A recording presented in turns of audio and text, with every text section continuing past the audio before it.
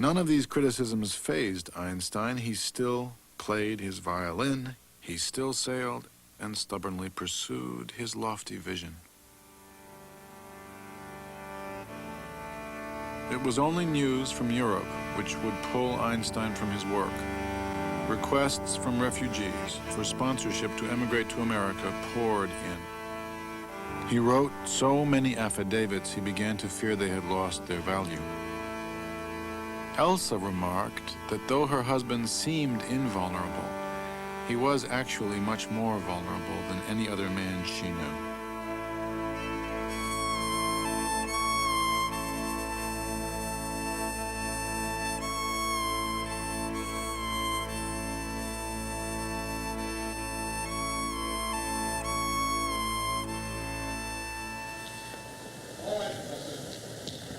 We are concerned here with an act of humanity, with the maintaining of cultural values, and not least with a measure of considerable political importance. The effect upon all nations, and not least upon the Germans, of the fate of these innocent people, so maliciously persecuted, must not be underestimated. To leave these victims to their misery would be a heavy blow to all those who believe in human solidarity and would encourage those who believe only in force and oppression and who act accordingly. When the Nazis came into power, Einstein, I think, was faced with a dilemma. Should he continue with his pacifism, or should he do what he could to resist the Nazis in their effort to get control of the whole world? He said that he would be willing to subscribe to the idea to resist force with force.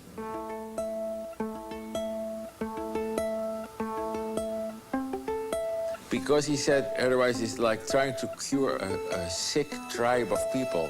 You try to cure them in a way that is too slow, that by the time you cure them by pacifist way, they're all dead. That's not very efficient.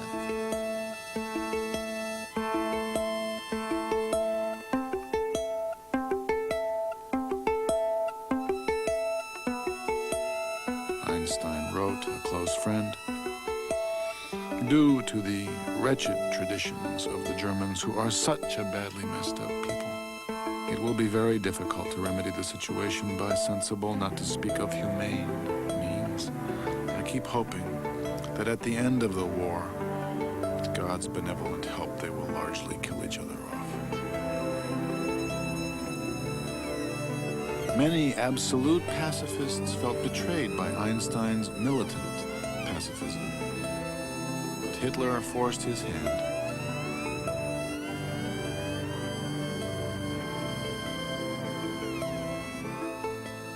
In 1939, news came to Einstein that German physicists had succeeded in producing nuclear fission. The uranium atom could now be split. Germany might be able to develop a bomb.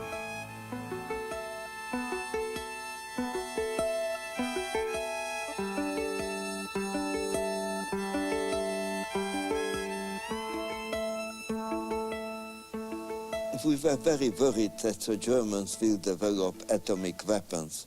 We wanted, therefore, to interest the United States to develop nuclear weapons so that Hitler should not be the only one to possess them. And it was a friend of mine, Dr. Szilard, who had the idea that Einstein should write a letter to Roosevelt, and maybe that will have some effect. He did not know about the fission process, which was, of course, the basis of the difficulty. But he understood it in 15 minutes, and he dictated a letter.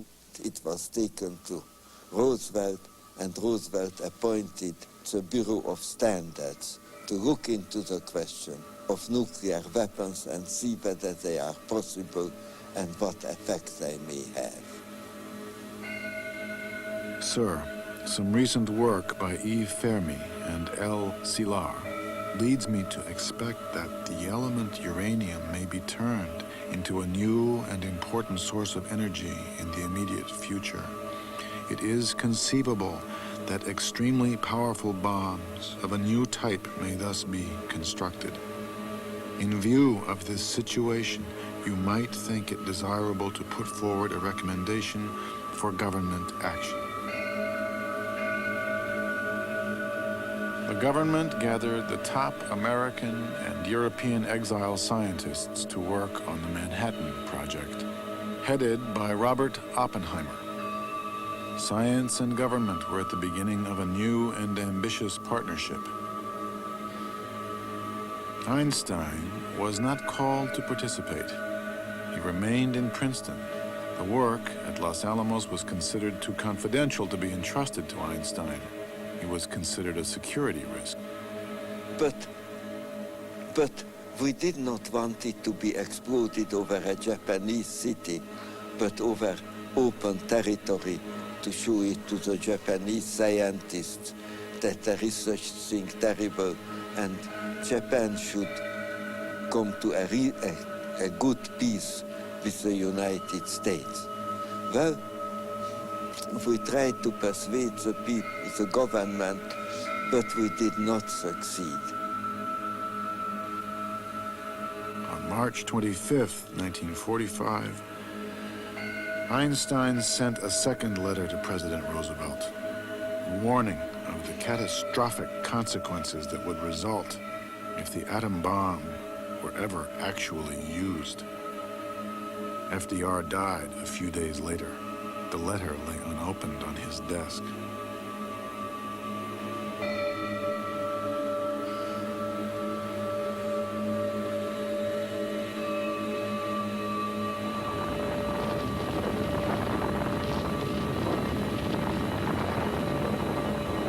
August 6th, 1945, the bomb was dropped on Hiroshima. 3 days later, another bomb was dropped on Nagasaki. Captain Behan, what was your most outstanding experience on this historic flight? I suppose it was when the clouds opened up over the target at Nagasaki. The target was there pretty as a picture. I made the run, let the bomb go. That was my greatest thrill.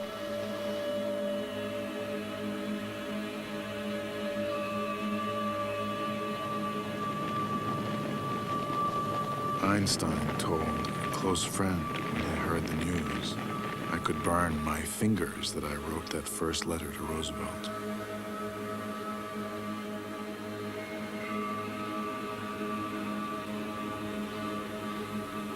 The ancient Chinese were right. It is impossible to know the results of your actions.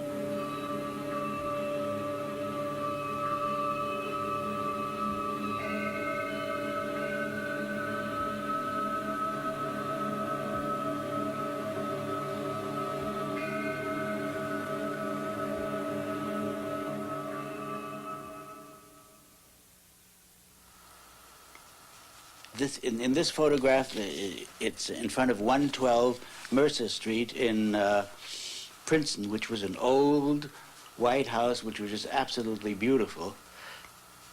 It's a real, I don't know what's happened to it today. I hope that somebody would preserve that as a shrine. But although in his will it states that that shouldn't happen.